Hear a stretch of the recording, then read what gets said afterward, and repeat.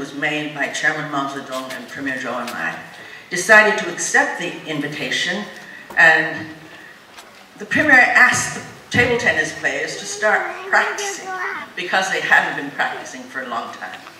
But also, he stressed at that time that attending these championships, the purpose was not just to win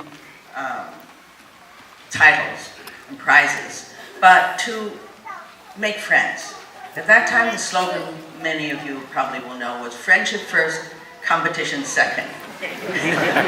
And so he said, you will be meeting many people from different countries, and you can mark us.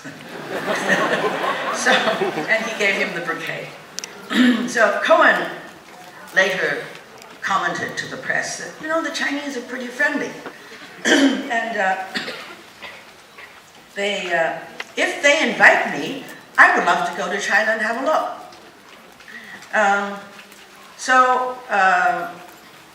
This was all reported back. But because of what happened during the meeting and the American proposal, and the proposal by the American delegation, which I think was they were just following the government line. It's probably wasn't their own creation. The Chinese Foreign Ministry and the National Sports Commission wrote a report to the State Council about inviting people to China after the events. And it was decided that there would be 4 countries, I think it was Canada, Colombia, Britain, and Nigeria, that were to come to China immediately after the events. But it suggested that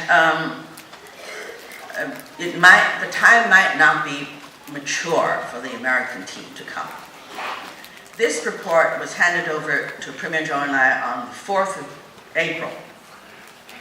And he wrote, I am prepared to agree, but you can also bring back their address and means of communication. But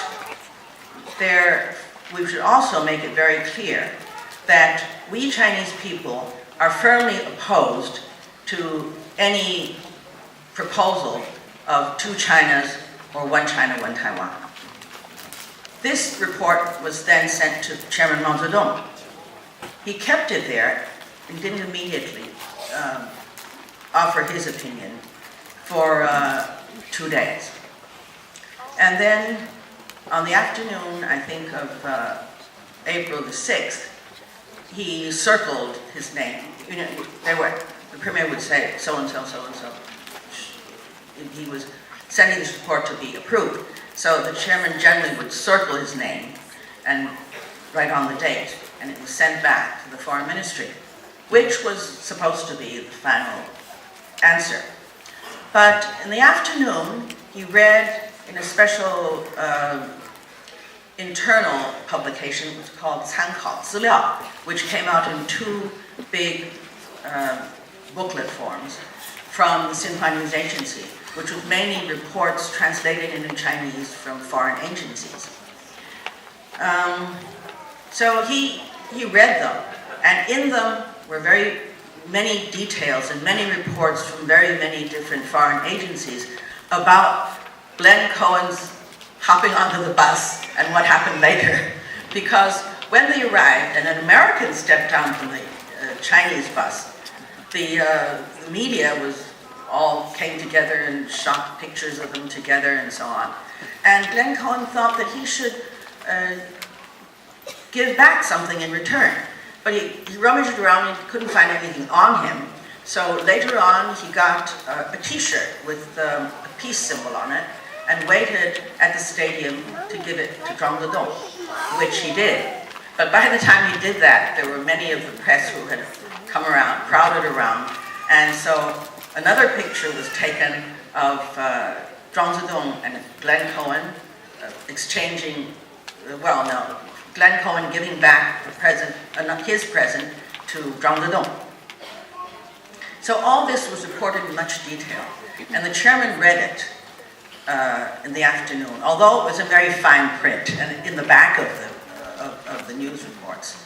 But later on in the evening, after 11 o'clock in the evening, when he had already taken some sleeping pills and was pretty drowsy, he suddenly sort of woke up and told his attending nurse that, hurry up and go get Wang Hairong, who was one of the vice ministers of the foreign ministry, and get her and tell her that we should invite the American team. Now, he was a bit drowsy, so his nurse didn't know whether or not, because he had said before that after he had taken sleeping pills, what he said did not really count. So she was a bit, this was a turnaround. So she waited to see whether he would say anything more. And but he became impatient and said, how come you're still sitting there? Go, you have to go quickly, otherwise it won't be in time. And she said, what did you want me to do? And then he repeated what he wanted. Go and get what he had written, what he had approved already, the report he had approved, take it back and add the American team should be invited. So she went and they were invited, and it reached the premier at the early hours of the 7th.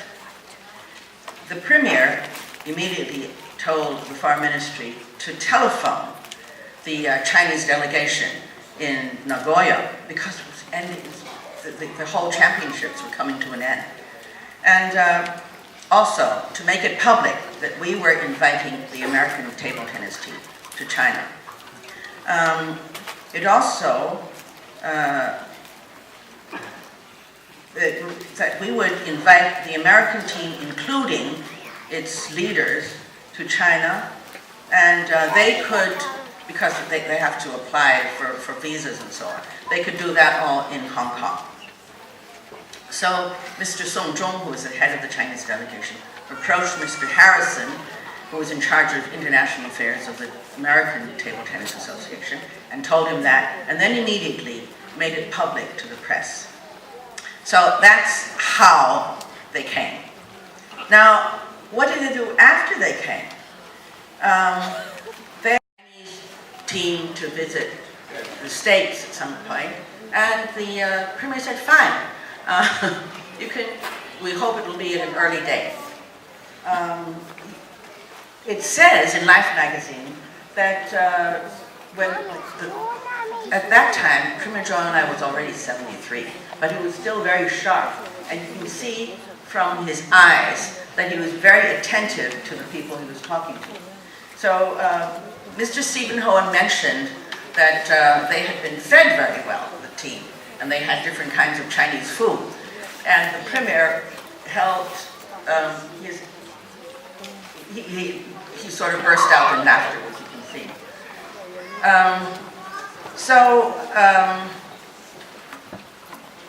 I should say